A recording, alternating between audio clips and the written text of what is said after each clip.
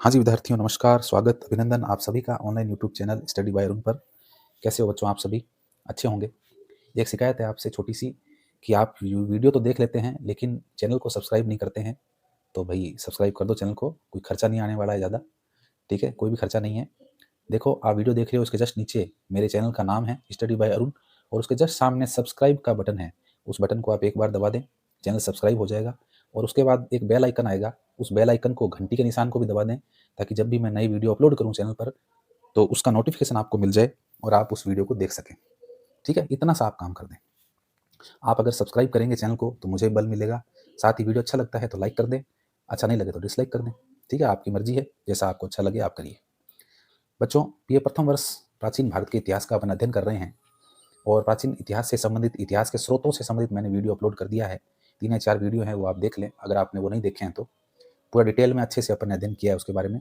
और आज हम प्राचीन भारतीय इतिहास बीए प्रथम वर्ष के सिलेबस में जो शामिल है, प्राचीन भारत की पुस्तक, चाहे वो किसी भी विश्वविद्यालय के छात्र हों, चाहे आप महाराजा गंगा सिंह विश्वविद्यालय के हैं, राजस्थान विश्वविद्यालय के हैं, कोटा विश्वविद्यालय के हैं, किसी भी विश्वविद्यालय के हैं, तो आपके प्रथम वर्ष में प्राचीन भारत का इतिहास जो है पुस्तक लगती है और उसके जो इम्पोर्टेंट टॉपिक है वो हम यहाँ पे डिस्कस करने वाले हैं ताकि आगामी परीक्षाओं में आपको उसका बेनिफिट मिल सके। ठीक है? तो आज हम पढ़ने जा रहे हैं इसी वीडियो लेक्चर सीरीज के अंतर्गत इतिहास के कालक्रम के बारे में पढ़ रहे हैं। एक ही वीडियो बनेगा, इसका इंपॉर्टेंट वीडियो है, आप देख लें, महत्वपूर्ण टॉपिक है ये। तो चलिए शुरू करते हैं वीडियो। देखिए, इतिहास के कालक्रम की बात कर रहे हैं, यानी कि इतिहास को किस तरह से बांटा गया है। ठीक है? इतिहास का विभाजन किस तरह से किया गया है, किन किन कालखंडों में किया गया है, उनकी हम बात करते हैं। तो इतिहास के कालक्रम की बात करें बच्चों, तो कालक्रम को 3 हिस्सों में बांटा जाता है। कौन कौन से हिस्से हैं तीनों? देखिए, पहला है प्रागैतिहासिक काल। प्रागैतिहासिक प्रागैतिहासिक काल, ठीक है? ये इतिहास का पहला कालक्रम है, कालखंड है। दूसरा है अध्य ऐतिहासिक काल। साथ में आप लिखते रहें, चार्ट बना लें इस तरह से मेरे साथ में। अध्य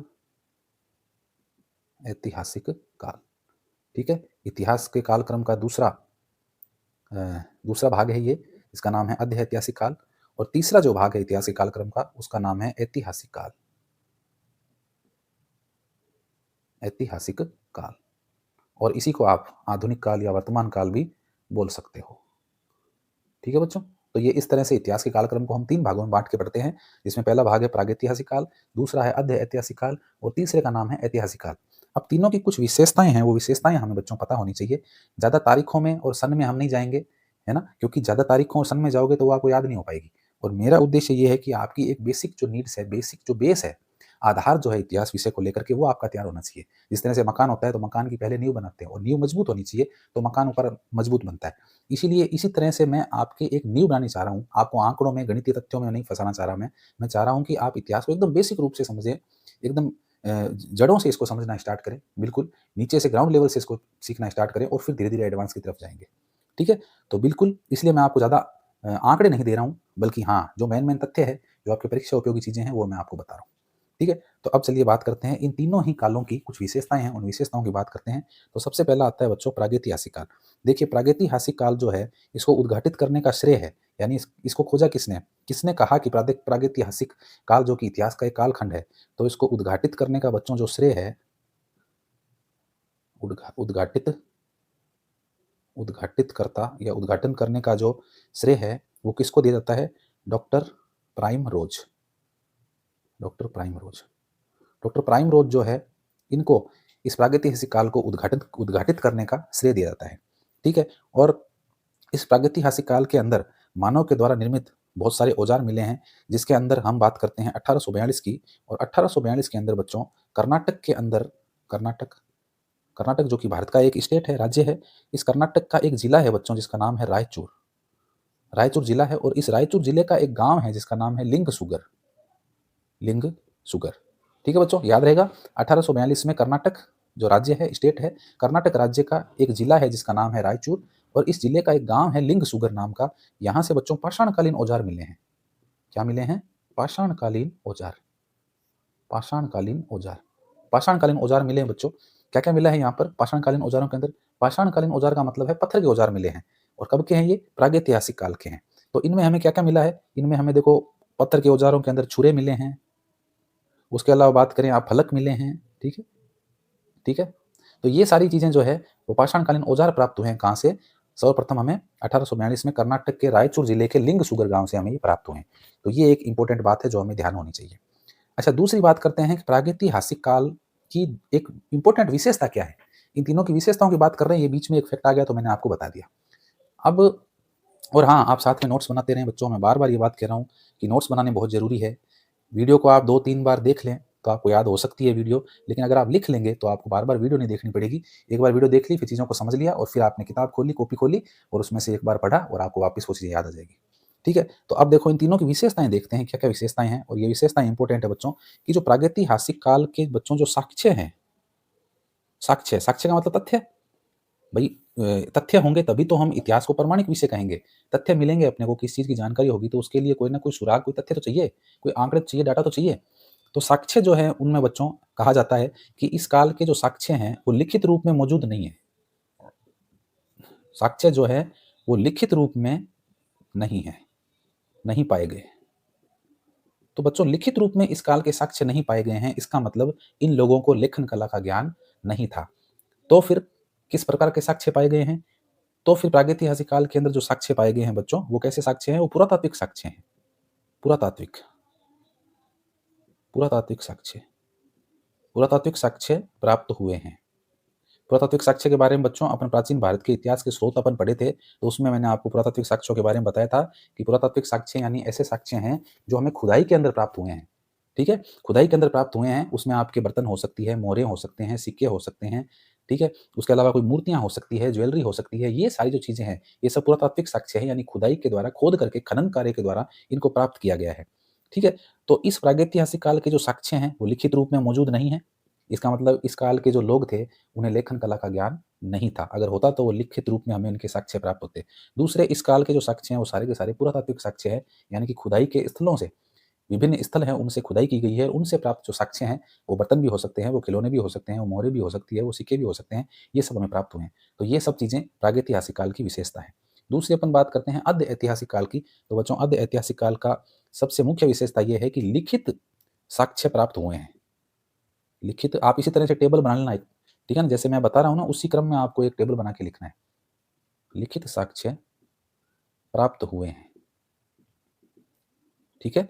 तो ये जो अर्ध ऐतिहासिक काल है बच्चों, इसके लिखित साक्ष्य तो प्राप्त हुए हैं, लेकिन लेकिन पढ़े नहीं जा सके हैं, लेकिन पढ़े नहीं जा सके हैं, पढ़े नहीं जा सके हैं, ठीक है? ये इस कालक्रम की विशेषता है कि लिखित में साक्ष्य तो मिल गए, इसका मतलब इन लोगों को लेखन कला का ज्ञान था, इनकी कोई ना कोई लिपि थी जिसमें ये लिखा करते थे, लेकिन हम उन्हें अभी तक पढ़ नहीं पाए हैं। बच्चों एग्जाम्पल की बात करें तो सिंधु घाटी की सभ्यता,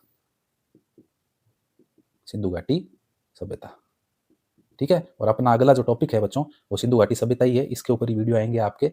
बहुत महत्वपूर्ण टॉपिक है सिंधु घाटी सभ्यता, प्राचीन भारत के इतिहास का सबसे इंपॉर्टेंट टॉपिक है ये, ठीक है? तो अब देखिए सिंधु घाटी सभ्यता जिसे अर्ध ऐतिहासिक सभ्यता भी कहा जाता है, इसीलिए कहा जाता है क्योंकि सिंधु घाटी सभ्यता के साक्ष्य लिखित में तो मिले हैं, बहुत सी मोहरें मिली है जिनके ऊपर सिंधु घाटी सभ्यता की लिपि लिखी हुई है, ठीक है?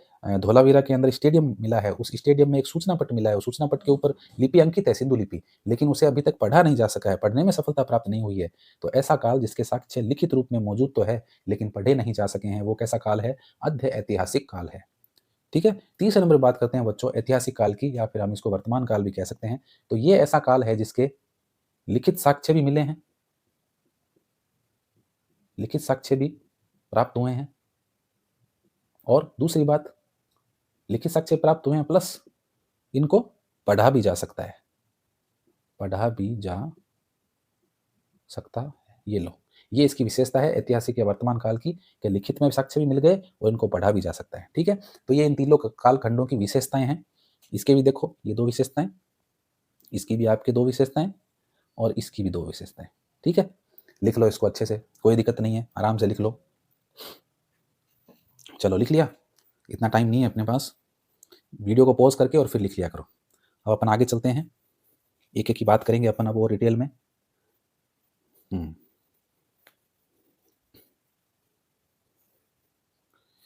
हाँ जी, आगे चलते हैं। देखो अब बच्चों हम बात करते हैं प्रागैतिहासिक काल की, और प्रागैतिहासिक जो काल है उसको भी फिर 3 हिस्सों में बांटा गया है।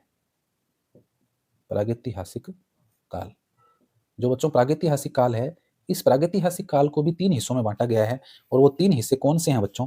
प्रागैतिहासिक काल के जो 3 हिस्से हैं वो आपके कहलाते हैं पुरापाषाण काल,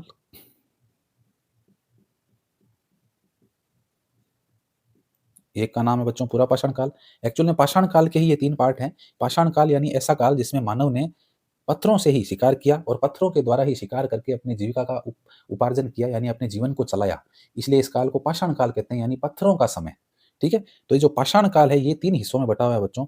कौन कौन से हिस्से हैं? एक तो है पुरापाषाण काल, एक है मध्य पाषाण काल, ठीक है, और तीसरा पार्ट है इसका नवपाषाण काल। नवपाषाण काल, ठीक है बच्चों। देखो सब में पाषाण पाषाण आ रहा है। पाषाण का मतलब पत्थर, पाषाण का मतलब क्या होता है?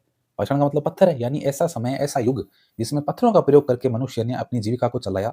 पत्थरों के द्वारा ही वो शिकार करता था, और मार करके शिकार को जब पत्थर के द्वारा मार देता था, उसके बाद में उसके शरीर की खाल को भी पत्थरों के औजारों के द्वारा ही चीरता था, और उन्हीं पत्थरों के औजारों से उसके जो हिस्से थे शरीर के उनको काट करके और वो खाया करता था। ठीक है, इसीलिए इस काल को पाषाण काल कहते हैं। और इसके 3 पार्ट हैं अपने, जिसमें एक है पुरापाषाण काल, एक है मध्य पाषाण काल और एक है नवपाषाण काल। और ये जो पाषाण काल है ये किसी का पार्ट है? प्रागैतिहासिक काल का एक पार्ट है, एक हिस्सा है। ठीक है, तो अब एक एक की बात करते हैं बच्चों। इन तीनों की बात करेंगे, आपके सिलेबस में इन तीनों का ही जिक्र है, पुरापाषाण काल, मध्य पाषाण काल और नवपाषाण काल। ठीक है, तो अब एक एक की अपन बात करेंगे। तो सबसे पहला अपन पढ़ते हैं पुरापाषाण काल। तीनों कालों की विशेषताएं हैं कुछ, उन विशेषताओं को अपन पढ़ेंगे, और तीनों ही पाषाण काल के पार्ट हैं, पुरापाषाण, मध्य पाषाण और नवपाषाण। तो ऊपर अपन लिखेंगे पाषाण काल,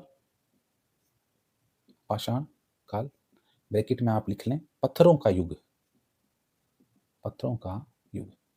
पत्थरों का युग अपन इसको कह सकते हैं क्योंकि पत्थर के औजार प्राप्त हुए हैं मानव के बनाए हुए, इसीलिए इसको पत्थरों का युग कहते हैं। चलिए अब एक एक की बात करते हैं। तो एक नंबर पे आता है अपना पुरापाषाण काल। पुरापाषाण काल, देखो बच्चों, सबसे पहले इस काल की विशेषता, सबसे पहली विशेषता बच्चों ये है कि आदि मानव की उत्पत्ति हुई थी। इस काल में क्या हुआ था? आदि मानव, इस काल में जो है आदि मानव की उत्पत्ति हुई थी। आदि मानव की उत्पत्ति, तो ये बच्चों इस काल की पहली विशेषता है कि आदि मानव की उत्पत्ति जो है वो पुरापाषाण काल से मानी जाती है। दूसरी विशेषता बच्चों ये है कि जो मानव की स्थिति थी, मानव जीवन की जो स्थिति थी वो कैसी थी? वो दयनीय थी। मानव जीवन की जो स्थिति थी बच्चों, वो कैसी स्थिति थी? दयनीय स्थिति थी। दयनीय स्थिति क्यों थी? क्योंकि देखिए, ना पहनने को कपड़े थे, न खाने को भोजन था, ना रहने को घर था, तो बेचारा इधर-उधर जंगलों में भटकता था, जानवरों से खुद को बचाता था। कई बार तो जानवर उसको मार के खा जाते थे, मार भी दिया करते थे। जो हिंसक पशु हैं, शेर है, चीते हैं, है ना? इस तरह के पशु आक्रमण कर दिया करते थे मानव के ऊपर और उसे मार दिया करते थे। तो बेचारा अपनी ज़िंदगी बड़ी उसकी एक तरह से कह सकते हैं कि बहुत दयनीय स्थिति थी। दया के ऊपर ज़िंदा था वो ईश्वर की। ठीक है? इधर-उधर भटकता था, जानवरों से बचता था, आग आग का आविष्कार हुआ नहीं था, तो उसकी स्थिति बड़ी खराब थी इस काल में। कौन से काल में? पुरापाषाण काल में। तो ये एक विशेषता है इसकी। चलिए अगली विशेषता की बात करते हैं बच्चों, कि मानव का जीवन कैसा था? देखो मानव जीवन की बात कर रहे हैं। मानव जीवन कैसा था बच्चों? घुमक्कड़ था। मानव जीवन घुमक्कड़, घुमक्कड़ और यायावर था। यायावर, घुमक्कड़ का मतलब होता है बच्चों एक स्थान से दूसरे स्थान पे, यानी एक स्थान पे कोई चीज़ मिल गई खाने-पीने की, खा ली, फिर आगे चला गया, फिर आगे जाकर वहाँ और कोई चीज़ मिल गई, वो खा लिया, फिर आगे चला गया, फिर वहाँ पर कोई हिंसक पशु मिले, उनसे डर से और कहीं भाग के चला गया। तो घुमक्कड़ या यायावर यानी कि एक जगह टिक के नहीं रहता था, जगह-जगह भटकता रहता था आदि मानव। इसलिए इस काल को कैसा काल कह दिया? घुमक्कड़ या यायावर काल भी इसको कह दिया, घुमक्कड़ स्थिति थी इसके अंदर। और इसकी विशेषताओं की बात करें बच्चों, तो भूख लगने पर क्या करता था मानव? शिकार करता था। और शिकार किससे करता था? पत्थरों से शिकार किया करता था। मानव किसका प्रयोग करता था शिकार करने के लिए? पत्थरों का प्रयोग करता था। और अगर बात करें कि मानव के द्वारा प्रथम प्रयोग किया गया औजार कौन सा था, तो वो था बच्चों हैंड एक्स, जिसको आप हिंदी में बोलेंगे हस्त कुठार। तो मानव द्वारा प्रयोग में लिया गया, मानव द्वारा प्रयोग में, हाँ लिखो, लिखते भी रहो, बोलते भी रहो साथ साथ में, ऐसे खाली वीडियो देखना ही नहीं है, साथ में बोलते रहो मेरे और लिखते भी रहो। मानव द्वारा प्रयोग में लिया गया, प्रयोग में लिया गया प्रथम औजार कौन सा है बच्चों? Hand axe. हैंड एक्स, ए एक्स, एक्स एक्स मन क्या होता है? कुल्हाड़ी होती है। ठीक है, तो मानव के द्वारा प्रयोग में लिया गया पहला औजार कौन सा था? हैंड एक्स था। इसको हिंदी में आप बोलेंगे हस्त कुठार। हस्त कुठार कैसी कुल्हाड़ी है? हैंड एक्स, यानी हाथ में लेकर चलाने वाली। ठीक है, तो ये किसकी बनी थी? ये भी पत्थर की बनी हुई थी। अब तो आप लकड़ी कुल्हाड़ियां लेते हैं, पेड़ काटने के लिए काम में लेते हैं, तो ये कुल्हाड़ी कैसी है? पत्थर की बनी हुई है। ठीक है, तो इसलिए इसका क्या नाम है? इसका नाम बच्चों हैंड एक्स है। अब अपन इसमें आगे बात करते हैं, हस्त कुठार के पहले प्रमाण कहाँ से मिलते हैं बच्चों? हस्त कुठार के प्रथम प्रमाण की बात करते हैं बच्चों कि हस्त कुठार के एक्चुअली प्रथम प्रमाण मिले कहाँ से हैं? तो ये आपको पता होना चाहिए 1863 के अंदर मद्रास के अंदर बच्चों, मद्रास में एक जगह है जिसका नाम है पल्लवरम। मद्रास में जगह है बच्चों, 1863 में मद्रास के पल्लवरम से जो है वो हस्त कुठार प्राप्त हुआ है। क्या प्राप्त हुआ है? हस्त कुठार प्राप्त हुआ है। ये इंपॉर्टेंट बात है कि हस्त कुठार के पुरापाषाण काल में हस्त कुठार के जो प्रथम प्रमाण हैं वो मद्रास के पल्लवरम से 1863 में अपने को प्राप्त हुए हैं। और किसने प्राप्त किए हैं? रॉबर्ट ब्रसफुट नाम के व्यक्ति है। इन्होंने सबसे पहले हैंड एक्स के साक्ष्य प्राप्त किए हैं 1863 में मद्रास के पल्लवरम से। ये इंपॉर्टेंट बात है। अच्छा, एक अगली विशेषता है इस काल की कि इसमें मनुष्य जो था वो समूह में नहीं रहता था। मनुष्य समूह में नहीं रहता था। ठीक है बच्चों, ये एक इसकी विशेषता है इस काल की कि इस काल के अंदर जो मनुष्य था वो समूह में नहीं रहता था, यानी कि अलग अलग रहते थे, क्योंकि परिवार का कोई पता नहीं था, कौन किसका क्या लगता है, रिश्ते नाते का तो कुछ पता ही नहीं था। तो सिर्फ अपना काम ये था कि अपने जीवन की रक्षा करनी है और अपना पेट भरना है। तो उस पेट भरने के लिए, जीवन की रक्षा के लिए दर दर भटकता था। तो समूह जो थे वो नहीं थे इस काल के अंदर। ये इस काल की बच्चों विशेषता है। अगली विशेषता की बात करें बच्चों तो मनुष्य जो है पुरापाषाण काल के अंदर केवल उपभोक्ता था। क्या था? मानव उपभोक्ता था, उत्पादक नहीं था। उपभोक्ता का मतलब बच्चों उपभोग करना, यानी कि वस्तुओं को प्राप्त करना और अपने काम में लेना, उसको बोलते हैं उपभोक्ता। उत्पादक का मतलब है कि खुद से कोई नई चीज बनाना। तो इस काल में मनुष्य क्या करता था? कोई कंदमूल मिल गया, कोई फल मिल गया, कोई फूल मिल गया, पत्ती मिल गई, मांस मिल गया, उसको खा लिया, बस। खुद की तरफ से कोई प्रोडक्शन नहीं है, खुद कुछ भी उत्पादित नहीं कर रहा है। उत्पादन करने का मतलब है ना तो वो पशुओं को पाल रहा है, ठीक है, ना वो खेती बाड़ी कर रहा है, तो उत्पादन कहाँ से करेगा किस चीज का? बल्कि वो तो केवल और केवल काम में ले रहा है। तो इसीलिए कहा गया है कि मनुष्य जो है पुरापाषाण काल में कैसा था? उपभोक्ता था, वस्तुओं का उपभोग करता था, नई वस्तुओं को उत्पादित नहीं करता था। तो ये भी इस काल की एक विशेषता बन जाती है। ठीक है बच्चों, तो ये पुरापाषाण काल की कुछ विशेषताएं थी, आपने लिख ली, समझ ली। अब अपन पुरापाषाण काल के कुछ स्थल है जो कहाँ कहाँ से प्राप्त हुए हैं वो भी अपने को पढ़ने हैं। ठीक है, तो मैं इसको मिटा दूं, पॉज करके वीडियो और लिख लिया करो आराम से। ठीक है ना, कोई जरूरी नहीं है कि मैं रुकूं यहाँ पे, वीडियो लंबा हो जाएगा इसे रुकने से। तो आप पॉज कर लिया करो और पॉज करके फिर लिख लिया करो जो इंपॉर्टेंट बातें। हालांकि मैं अब सारी बातें लगभग लिखूंगा इसमें, क्योंकि मुझे पता है मैं जब तक नहीं लिखूंगा तो आप भी नहीं लिखोगे। तो अब बच्चों पुरापाषाण काल के स्थल, पुरापाषाण काल के स्थलों की बात करते हैं बच्चों की। पुरापाषाण काल के स्थल हमें कहाँ से प्राप्त हुए हैं? तो सबसे पहले बच्चों बात करते हैं शिवालिक की पहाड़ियां।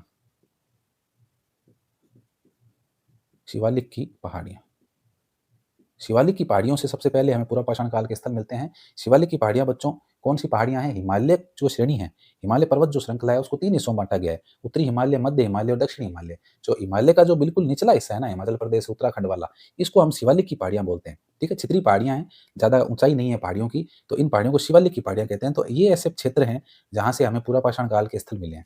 दूसरा अपन बात करते हैं बच्चों भीमबेटका की गुफाएं। भीमबेटका की गुफा, भीमबेटका गुफाओं के बारे में मैं पहले भी आपको बता चुका हूँ।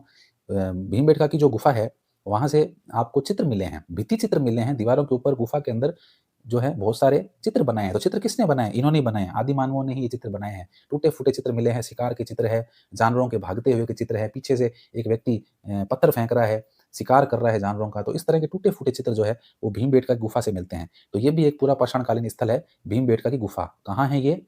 मध्य प्रदेश के अंदर है। ठीक है, और यहाँ से क्या प्राप्त हुए हैं? भित्ति चित्र प्राप्त हुए हैं। ये हालांकि मैं पहले लिखवा चुका हूँ, लेकिन फिर भी आपको पता होना चाहिए क्या मिले हैं। यहाँ से भित्ति चित्र प्राप्त हुए। तो ये भी एक पाषाणकालीन, पूरा पाषाणकालीन स्थल है। तीसरा बच्चों बात करते हैं अपन बेलन घाटी क्षेत्र। बेलन घाटी क्षेत्र। बेलन घाटी क्षेत्र कहाँ है बच्चों? बेलन घाटी क्षेत्र यूपी के अंदर है। यूपी के अंदर एक जगह है, स्थान है मिर्जापुर, और इस मिर्जापुर के अंदर जो है ये बेलन घाटी क्षेत्र है, जो कि पूरा पाषाणकालीन स्थल कहलाता है। ठीक है, उसके बाद बच्चों अपन बात करते हैं आपके और जो पूरा पाषाणकालीन स्थल है उसमें अपने राजस्थान का भी एक स्थल आता है जिसका नाम है डीडवाना। ठीक है, डीडवाना कहाँ है? नागौर है, नागौर जिले के अंदर डीडवाना। तो ये भी आपके एक पूरा पाषाणकालीन स्थल कहलाता है। उसके अलावा थार के रेगिस्तान का जो पार्ट है वो भी एक पूरा पाषाणकालीन स्थल माना जाता है। उसके अलावा बच्चों बात करते हैं कश्मीर। ठीक है, कश्मीर का जो क्षेत्र है वो भी पूरा पाषाणकालीन, कश्मीर से भी कई पूरा पाषाणकालीन स्थल मिले हैं आपके। उसके अलावा अपन बात करते हैं सोहन घाटी क्षेत्र। सोहन सोन घाटी। अब बच्चों सोन घाटी कहाँ है? देखिए सोहन जो है ना वो एक नदी है। कौन सी नदी है? सिंधु की सहायक नदी है। सिंधु नदी है ना, सिंधु नदी। हाँ, तो सिंधु नदी जो कि भारत से निकल करके उधर पाकिस्तान में चली जाती है, भाव क्षेत्र पाकिस्तान में। अधिकतर पानी जो है सिंधु नदी का पाकिस्तान में उपयोग में लेता है। 80% पानी तो सिंधु नदी जल समझौता हुआ था, उसके तहत पाकिस्तान 80% पानी लेता है सिंधु नदी का, और हम 20% ही लेते हैं। तो ये वही सिंधु नदी है जो आगे अपन सिंधु नदी घाटी की सभ्यता पढ़ेंगे, तो ये वो वाली सिंधु नदी है। ठीक है, तो सोन नदी जो है वो सिंधु नदी की बच्चों क्या है? सहायक नदी है। सहायक नदी समझ रहे हो, यानी कि ये कोई मेन नदी है।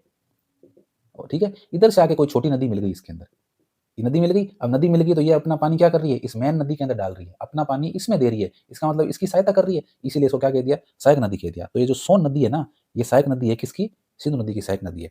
तो ये जो सोन घाटी जो क्षेत्र है, ये भी बच्चों कहाँ है? कहाँ है बताओ? पाकिस्तान के अंदर, क्योंकि सिंधु नदी पाकिस्तान में बहती है, तो सोन घाटी क्षेत्र भी कहाँ है? पाकिस्तान के अंदर है। तो ये भी एक स्थल है जो कि पूरा पाषाणकालीन स्थल कहलाता है। ठीक है, तो लगभग आपके समझ में आ गई होगी। पूरा पाषाणकालीन स्थल जो था उसके बारे में मैंने पूरी जानकारी आपको दे दी। अब अपन पढ़ते हैं बच्चों मध्य पाषाणकालीन स्थल।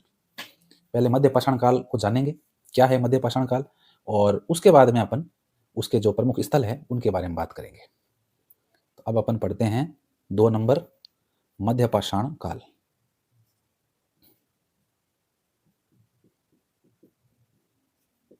मध्य पाषाण काल, मध्य पाषाण काल की बच्चों अपन बात कर रहे हैं। और मध्य पाषाण काल में देखो क्या क्या बदलाव आए आदि मानव के जीवन के अंदर, उसकी अपन बात करते हैं। सबसे पहली बात तो पूरा पाषाण काल में अपन ने पढ़ा था कि आदि मानव जो था उसकी उत्पत्ति हुई थी और उसकी स्थिति दयनीय थी और वो अकेला ही इधर उधर भटका करता था। तो मध्य पाषाण काल में क्या बदलाव आया? सबसे पहली बात तो कि आदि मानव जो है समूह में रहने लगा, समूह में रहने लगा।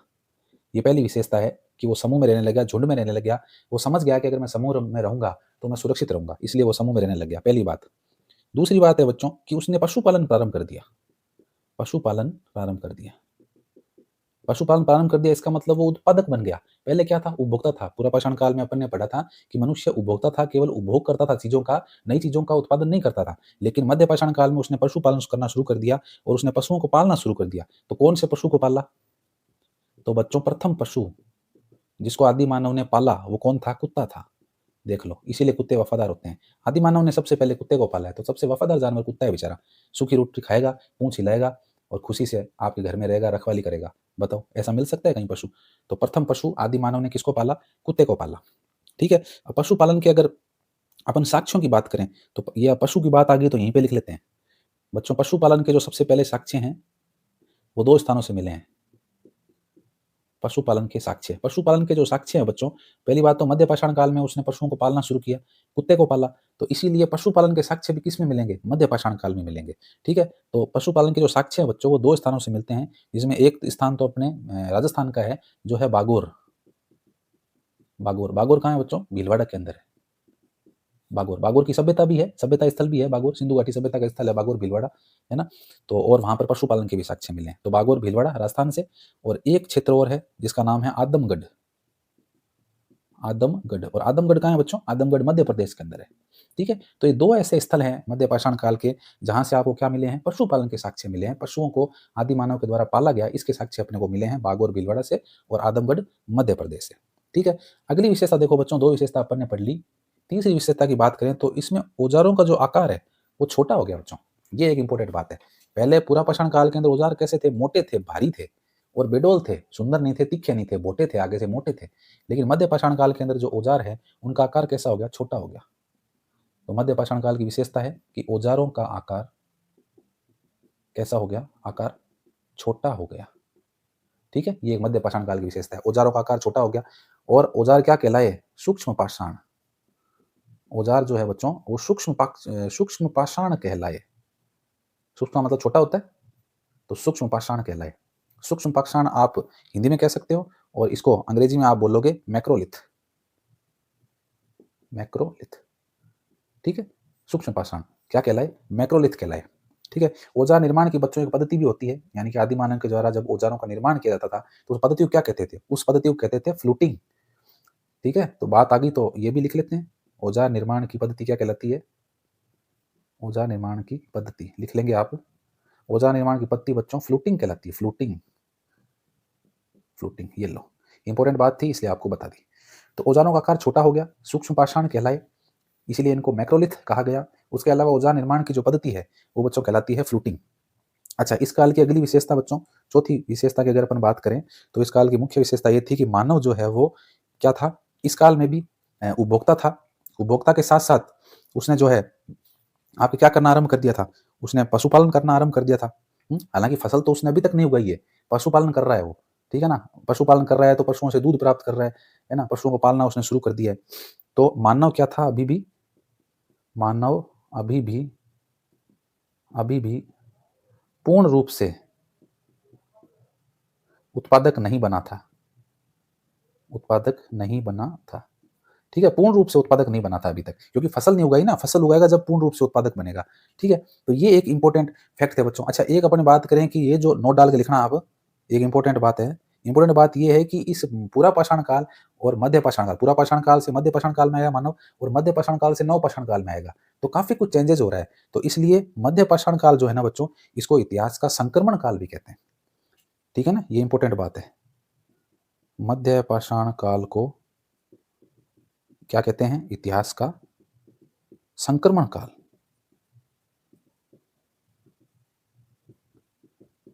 इतिहास का संक्रमण काल कहा जाता है। संक्रमण काल का मतलब है कि एकदम से कोई बदलाव आ जाए तो उसको संक्रमण कहते हैं, यानी कि एकदम से चेंज हो गया। जैसे इन्फेक्शन होता है ना, कोई हॉस्पिटल के अंदर कोई मरीज आता है, उसके इन्फेक्शन है, कोई तकलीफ है, तो वो सारों के फैल जाता है। घर में भी किसी के जुकाम होता है तो सबके फैल जाता है। तो इसी तरह से मध्य पाषाण काल के बाद में नव पाषाण काल में जब मनुष्य गया तो बहुत तेजी से उसके अंदर बदलाव आए, परिवर्तन आए। इसलिए इसको क्या कह दिया गया, संक्रमण का काल कह दिया गया इसको। मध्य पाषाण काल को संक्रमण का काल भी कहते हैं, ठीक है। तो ये मध्य पाषाण काल की बातें थी, लगभग आपके समझ में आ गई होगी। अब अपन मध्य पाषाण काल के कुछ स्थलों की बात करते हैं कि भी कौन कौन से स्थल हैं जो मध्य पाषाण काल से संबंधित है। लिख लिया आपने, चलो मिटा देते हैं।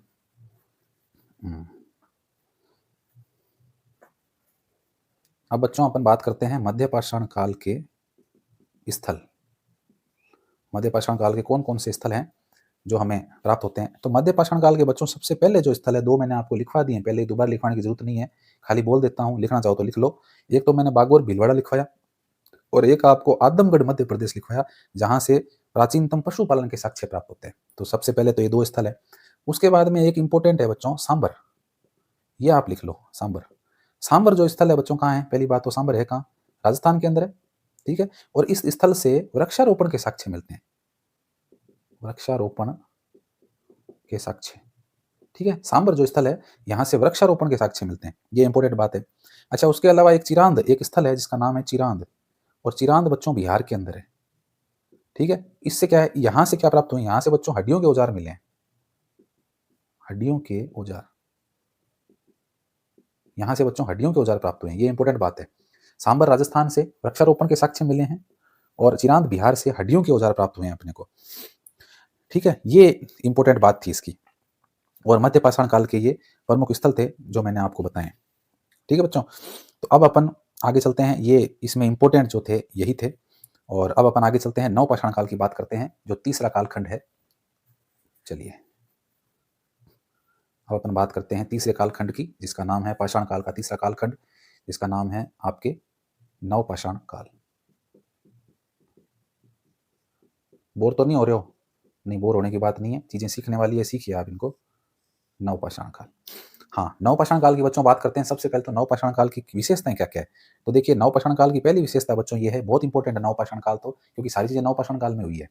सबसे पहली बात तो बच्चों की आग का आविष्कार हो गया, आग का आविष्कार, ये लो सबसे पहली विशेषता।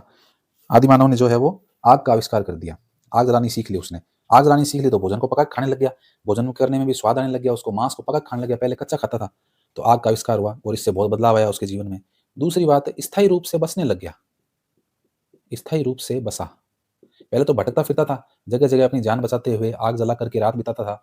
समूह में रहना उसने स्टार्ट किया मध्य पाषाण काल में, और पहले तो अकेला ही घूमता था, और अब वो स्थायी रूप से बसने लग गया, यानी कि परिवार बना लिया और परिवार के साथ में स्थायी रूप से रहने लग गया। तो स्थायी रूप से बच्चों रहने के जो साक्ष्य हैं वो हमें कहाँ से प्राप्त होते हैं, तो ये इंपॉर्टेंट बात है, मेहरगढ़ से प्राप्त होते हैं। और मेहरगढ़ कहाँ है, मेहरगढ़ है आपके पाकिस्तान के अंदर, मेहरगढ़ पाकिस्तान के अंदर। तो स्थायी रूप से बसावट के जो साक्ष्य हैं मानव के, वो हमें मेहरगढ़ पाकिस्तान से प्राप्त होते हैं, ठीक है। तीसरी बात करें बच्चों, तो कृषि करना प्रारंभ कर दिया, कृषि प्रारंभ, ठीक है। कृषि करना उसने प्रारंभ कर दिया, खेती बाड़ी करनी उसने शुरू कर दी। इसका मतलब वो पूर्ण रूप से क्या बन गया, उत्पादक बन गया, केवल चीज़ों को काम में नहीं ले रहा था, उपभोग नहीं कर रहा था, अब वो उत्पादन भी करने लग गया, दूसरों को भी देने लग गया। तो खेती करेगा तो खुद भी खाएगा और दूसरों को भी देगा। तो उसने कृषि करना प्रारंभ कर दिया, इसका मतलब मानव क्या बन गया? उत्पादक बन गया। शाबाश। चौथी बात करें बच्चों, तो आग के आविष्कार के बाद में उसने पहिए का आविष्कार कर लिया। पहिए का आविष्कार, ठीक है? ये लो। आग के आविष्कार के बाद में बच्चों किसका आविष्कार कर लिया उसने? पहिए का आविष्कार कर लिया। तो ये भी एक बहुत महत्वपूर्ण बात है। चीज़ों को पहले धकेल करके ले जाया करता था और ले जाने में बड़ी परेशानी होती थी, तो पहिए के माध्यम से वो चीज़ों को लुढ़का करके ले जाने लग गया, है ना? तो बहुत फ़ायदा हो गया उसको। तो पहिए का आविष्कार हुआ। उसके बाद में तांबे धातु का प्रयोग, तांबा धातु, तांबा धातु का प्रथम प्रयोग। तांबे धातु क्या कर लिया बच्चों उसने? तांबे धातु का जो है वो प्रथम प्रयोग उसने करना स्टार्ट कर लिया। तांबे धातु का उसने प्रयोग करना शुरू कर दिया। तो ये भी नवपाषाण काल की प्रमुख विशेषता है कि तांबे धातु का उसने प्रयोग करना शुरू कर दिया। अब देखिए बच्चों, नवपाषाण काल के अंदर मानव क्या बन गया? ये बात लिख ही लेते हैं अपन कि इस नवपाषाण काल के अंदर मानव क्या बन गया? उपभोक्ता तो वो था, उपभोक्ता के साथ में क्या बन गया? पूर्ण उत्पादक बन गया। पूर्ण रूप से उत्पादक बन गया, फसलें लेने लग गया, उत्पादन करने लग गया और साथ में खाद्य का संग्रह करने लग गया। खाद्य संग्रह, खाद्य संग्रह का मतलब है कि अनाज को इकट्ठा करने लग गया कि हम आगे कुछ टाइम बाद में जब समय खराब हो या भोजन समाप्त हो जाए तो क्या खाएंगे? तो भोजन को जो है वो इकट्ठा करना शुरू कर दिया ताकि मैं आगे भी उसको खा सकूं। गेहूं है, जो है, ये फसलें लेनी शुरू कर दी उसने। ठीक है। और प्रमुख फसल जो उसने उगाई बच्चों, जो उसने प्रमुख फसल उगाई, प्रमुख फसल जो उगाई थी बच्चों उसने, जो प्रमुख फसल जो उसने प्रथम रूप से उगाई थी वो रागी थी। अगर इस तरह का प्रश्न आए कि नवपाषाण काल के अंदर मनुष्य ने कौन सी फसल को पहली बार उगाया, तो उस फसल का नाम है रागी। प्रमुख फसल प्रथम, प्रथम फसल जो उसने उगाई थी बच्चों उसका नाम था रागी। रागी देखो क्या होती है? रागी एक फसल है जो कि बाजरे के दाने नहीं होते, बाजरे के दाने से भी छोटे दाने होते हैं इसके। तो लिख लेना आप रागी के बारे में, नहीं तो आप सोचोगे कि सर रागी है क्या? रागी, रागी बाजरे के दाने से भी छोटे दाने होते हैं इसके, जिसको रागी बोलते हैं। ठीक है। तो ये मनुष्य ने पहली फसल उगाई थी रागी की। चलो, एक अपन बात करें कि इसने आदि मानव ने इस काल में अब इस फसल के दानों को इकट्ठा करने के लिए मृद भांडों का प्रयोग और शुरू कर दिया। क्योंकि देखिए यहाँ पर पहिए का आविष्कार हो गया है, और पहिए का आविष्कार हो गया तो अब चाक चलाना भी सीख गया वो। चाक चलाना सीख गया तो मिट्टी के बर्तन बनाने लग गया। तो बर्तन जब बनाने लग गया तो बर्तन जो उसने बनाए बच्चों, जो मृद भांड बनाए उसने, उन मृद भांडों के अंदर क्या करने लग गया? वो अनाज का संग्रह करने लग गया। क्या करने लग गया? अनाज का संग्रह। ठीक है। तो अनाज का संग्रह करने लग गया वो इन मृद भांडों के अंदर। ठीक है। ये भी एक इंपॉर्टेंट बात है। ठीक है बच्चों, तो ये नवपाषाण काल के अंदर मनुष्य के जीवन में जो बदलाव आए उसकी कहानी थी जो अपन ने पढ़ ली। अब अपन बात करते हैं नवपाषाण काल के कुछ स्थलों की कि कौन कौन से हैं नवपाषाण काल के स्थल। चलो मिटा दूं इसको मैं, ये लो मिटा दिया भाई, मिटा दिया। अब हम बात करते हैं नवपाषाण काल के स्थलों की। नवपाषाण कालिक स्थल, ये लो। नवपाषाण काल के बच्चों कौन कौन से स्थल है, हम उन स्थलों की बात कर रहे हैं। तो सबसे पहला जो बच्चों स्थल है नवपाषाण काल का वो है बुर्ज होम।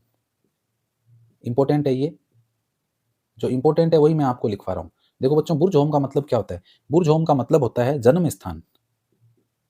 जन्म स्थान, बुर्ज होम शब्द का मतलब है जन्म स्थान, है ना? तो ये बुर्ज होम जो है नवपाषाण कालीन स्थल है और कहाँ से प्राप्त हुआ है बच्चों? जम्मू कश्मीर से प्राप्त हुआ है।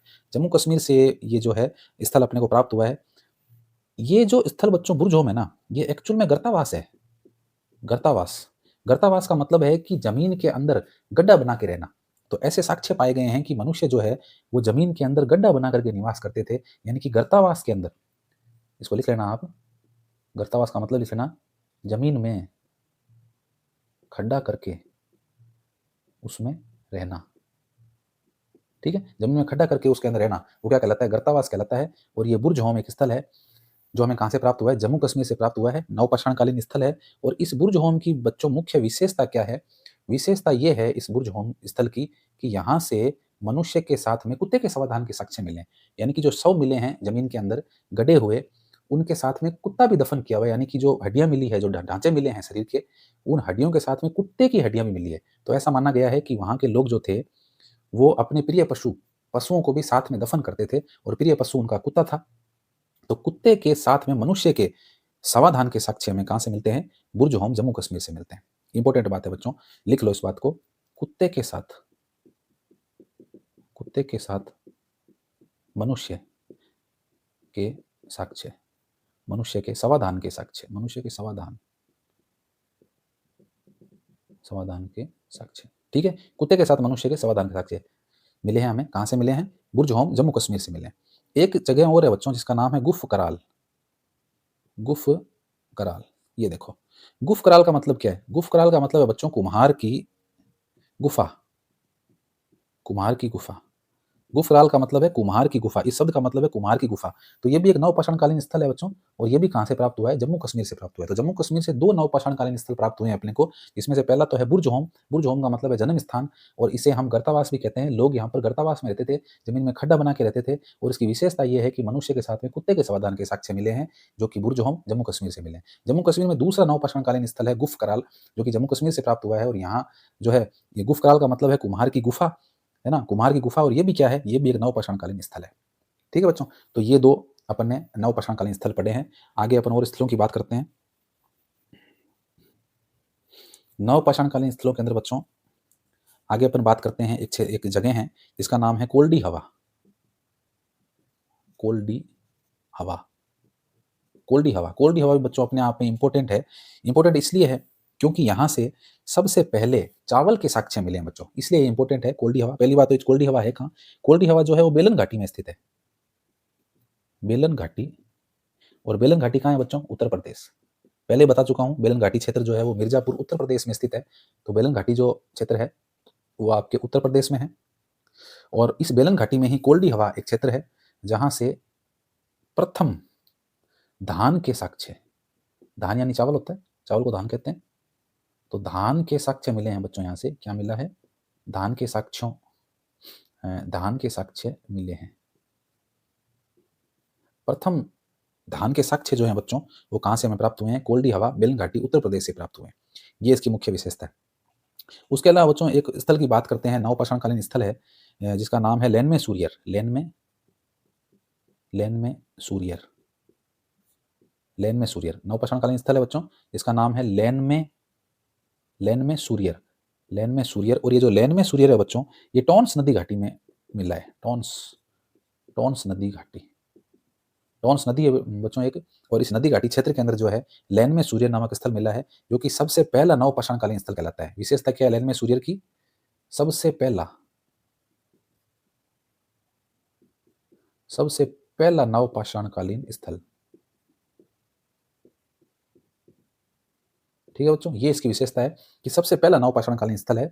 लगभग 1860 के अंदर इसको खोजा गया था, लैनमे सूरियर को, जो कि टॉन्स नदी घाटी क्षेत्र में पाया गया है। ठीक है बच्चों, अब इसके अलावा अपन बात करते हैं, एक स्थल है मेहरगढ़ जो पाकिस्तान है, जहां से गेहूं के प्राचीनतम साक्ष्य मिले हैं। ये भी इंपॉर्टेंट है बच्चों कि गेहूं के प्राचीनतम साक्ष्य कहां से मिले हैं? तो वो मिले हैं आपके मेहरगढ़ से। मेहरगढ़ जो कि पाकिस्तान के अंदर स्थित है बच्चों, और जहां से गेहूं के प्राचीनतम साक्ष्य गेहूं के प्राचीनतम साक्ष्य मिले हैं बच्चों। तो चावल के प्राचीनतम साक्ष्य की अगर बात करें तो कोल्डी हवा बेलन घाटी उत्तर प्रदेश से मिले हैं, लेकिन अगर गेहूं के प्राचीनतम साक्ष्य की बात करें तो वो कहाँ से मिले हैं? मेहरगढ़ पाकिस्तान से मिले हैं। उसके अलावा बच्चों यहाँ से भैंस के साक्ष्य मिले हैं, भैंस। ठीक है, भैंस के साक्ष्य भी जो है वो यहीं से प्राप्त हुए हैं। कहाँ से? मेहरगढ़ से। और पीछे अपन ने बात करी थी कि मनुष्य ने स्थायी बसना शुरू कर दिया था, तो स्थायी बसावट के साक्ष्य जो है वो भी बच्चों कहाँ से प्राप्त हुए हैं? अपने को मेहरगढ़ से प्राप्त हुए हैं। नवपाषाण काल में अपन ये बात पढ़ चुके हैं। ठीक है, तो ये नवपाषाणकालीन प्रमुख स्थल थे जिनके बारे में बच्चों अपन ने पढ़ा है। और अब अपने इस टॉपिक का एक लास्ट पॉइंट रह गया है, और वो पॉइंट ये है कि जो अपने को पाषाण काल के अंदर जो मनुष्य आदि मानव के जो औजार मिले हैं, तो वो औजार के दो पार्ट हैं, दो तरीके के औजार मिले हैं अपने को। हस्तकुठार जो मिले हैं ना, जो पत्थर के औजार मिले हैं जिनको हाथों में लेकर मनुष्य प्रयोग करता था, तो उन औजारों के दो टाइप हैं, वो अपने को पता होना जरूरी है। तो वो मैं आपको और बता देता हूँ। ये लो, तो पाषाण काल अपना पूरा हो गया। तीनों पढ़ लिए अपन ने, नवपाषाण काल, मध्य पाषाण काल और आपके पूरा पाषाण काल, मध्य पाषाण काल और नवपाषाण काल, तीनों अपन ने पढ़ लिए। और अब अपन पढ़ते हैं कि पाषाण काल में जो उपकरण थे वो दो भागों में बटे हुए थे। पाषाण उपकरण दो भागों में बटे थे, बनावट के आधार पर बच्चों। पाषाणकालीन जो उपकरण है वो दो भागों में बटे हुए थे, उनकी बनावट के आधार पर पाषाणकालीन उपकरण दो भागों में बटे थे। अब देखिए दो भाग कौन से हैं, इन दो भागों की बात करें बच्चों, तो एक भाग का तो नाम है चापर चॉपिंग, या इसको आप बोल सकते हैं पेबल संस्कृति। चापर चॉपिंग, या इसको बोल सकते हो आप पेबल संस्कृति, ठीक है। और दूसरे हैं हस्तकुठार, हस्तकुठार संस्कृति, ठीक है। इन दो भागों के अंदर जो है वो पाषाण उपकरण बंटे हुए हैं। एक तो है चापर चॉपिंग या पेबल संस्कृति, और एक है बच्चों हस्तकुठार संस्कृति। तो देखिए जो हस्तकुठार संस्कृति है इसके बारे में तो मैं बता चुका हूं आपको। जो हस्तकुठार के जो साक्ष्य हैं बच्चों, हैंड एक्स के साक्ष्य, वो अपने को मद्रास से मिले थे। कब मिले थे? 1863 के अंदर मिले थे। और मद्रास में मैंने आपको जगह बताई थी, उसका नाम था पल्लवरम। याद आया? हाँ, पल्लवरम। 1863 में रॉबर्ट ब्रसफुट ने इनको प्राप्त किया था, हस्तकुठार के साक्ष्यों को, मद्रास के पल्लवरम से। एक तो ये बात हुई। दूसरा चापर चॉपिंग, ये अपने को समझना है कि चापर चॉपिंग एक्चुअल में है क्या। और पेबल, देखो पेबल का मतलब तो बच्चों पत्थर होता है। पेबल का मतलब होता है पत्थर। पेबल कैसे पत्थर हैं? ये कोई हर कोई पत्थर नहीं है पेबल। ये पत्थर वे पत्थर हैं जो पानी के बहाव के साथ बह करके आते हैं और रगड़ लग लग के गोल हो जाते हैं। देखो आपने आपके घर पे कभी खान से बजरी आई होगी, खानों में बजरी निकलती है ना, खोद के निकालते हैं। तो कभी आप किसी खान में गए होंगे बजरी की में, या आपने कोई बजरी देखी होगी, तो उसमें आपको मोटे मोटे गोल गोल पत्थर मिलेंगे, है ना। गोल गोल पत्थर होते हैं। तो वो गोल गोल पत्थर क्यों होते हैं? क्योंकि पानी के बहाव की वजह से जब पत्थर लुढ़कते हैं तो लुढ़कने की वजह से वो पत्थरों के जो किनारे हैं वो गोल हो जाते हैं। तो उसको बोलते हैं पेबल। उसको क्या बोलते हैं? उसको पेबल बोलते हैं। दूसरी बात, चापर और चॉपिंग, दो आगे। चापर का मतलब बच्चों होता है गंडासा। गंडासा, गंडासा देखा है आपने? गंडासे के अंदर क्या होता है कि आप कोई भी घास या कोई भी हरा चारा लगाते हैं और आप उसको घुमाते हैं तो वो उसको काट देता है। तो आपने गंडासे के अंदर देखा होगा, इस तरह से गोल होता है। यहाँ पे मान लीजिए गंडासे का हैंडल है, ये वाला हैंडल है। इस हैंडल को आप गोल गोल घुमाएंगे तो गंडासा चलेगा, और यहाँ पर कुछ ऐसे प्लेटें लगी हुई होती है काटने की। तो ये जो प्लेटें लगी हुई होती है बच्चों, इनकी एक तरफ धार की हुई होती है, की भी होती है ना। प्लेटों की एक ही तरफ धार होती है, और जैसे जैसे आप इसको घुमाएंगे वैसे वैसे जो है, और इस तरह से नीचे ये लगा होता है। तो इसको जैसे जैसे आप घुमाएंगे और यहाँ पर चारा डालेंगे तो प्लेटें चारे को काटती रहेगी और यहाँ पर चारा डलता रहेगा, ठीक है। यानी कि एक तरफ धार किया होता है। तो चापर का मतलब भी यही है कि जो पत्थर है, पत्थर आदि मानव ने पत्थर लिए, ये मान लीजिए कोई पत्थर है, तो इस पत्थर के आदि मानव ने क्या किया कि एक तरफ धार लगा दी, यानी एक तरफ से इस पत्थर को तीखा कर दिया। तो इसी को क्या कहा गया? चापर कहा गया, ठीक है बच्चों। तो चापर का मतलब है कि ऐसे गोल मटोल पत्थर जिनको एक तरफ से काट करके आदि मानव के द्वारा तीखा कर दिया गया, पैना कर दिया गया, और फिर उनको औजार के रूप में उसके द्वारा काम में लिया गया। तो इसीलिए इसको चापर संस्कृति भी कहा गया। इस तरह के औजार जहां से मिले हैं उन औजारों को चापर संस्कृति के औजार कहा गया। फिर दूसरा आता है चॉपिंग। अब चॉपिंग शब्द आपको पता है कि रसोई घर के अंदर एक प्लास्टिक का बोर्ड होता है जिसको चॉपर बोर्ड कहते हैं, जहां पर आप कोई भी सब्जी रख दो और cut cut cut cut cut cut करके काट देते हैं, अपन सब्जी को छोटे छोटे टुकड़े कर देते हैं। तो चॉपिंग को आप ऐसे समझ सकते हो, चॉप करना मतलब खंड खंड में बांटना, टुकड़ों में बांटना, ठीक है। आप ऐसे याद कर सकते हो इसको। तो चॉपिंग संस्कृति के बच्चों जो औजार मिले हैं आदि मानव के, उन औजारों में आदि मानव ने मान लीजिए कोई पत्थर लिया और पत्थर के दोनों तरफ धार लगा दी। मतलब इधर तो पेना किया, इसको यहां से काट के पेना किया, तीखा कर लिया पत्थर को, और दूसरी तरफ से भी तीखा कर दिया, ठीक है। और इसको क्या कह दिया? इसको कह दिया चॉपिंग। ये लो, चॉपिंग संस्कृति। तो चापर संस्कृति के अंदर पत्थर की एक तरफ धार लगाई, ठीक है, यानी कि बड़े आकार के उपकरण है उसके एक तरफ धार लगा दी, और फिर उसको आपके जो शिकार में काम में ले लिया। तो ये चापर संस्कृति के अपने को पत्थर मिले। दूसरी तरफ चॉपिंग संस्कृति के जो पत्थर है उसके दोनों तरफ धार लगी हुई मिली है, ठीक है ना। तो इस तरह से चापर और चॉपिंग संस्कृति है। इस तरह के उपकरण या औजार मिले हैं जिसको चापर या चॉपिंग संस्कृति या पेबल संस्कृति कह दिया गया। दूसरी तरफ जो हस्तकुठार संस्कृति मिली है उसमें तो पत्थर मिले हैं सीधे ही आपको, इस तरह से ये इस तरह से पत्थर मिला है, इस तरह से पत्थर मिले हैं, इस तरह से पत्थर मिले हैं, इस तरह से पत्थर मिले हैं, ऐसे पत्थर मिले हैं।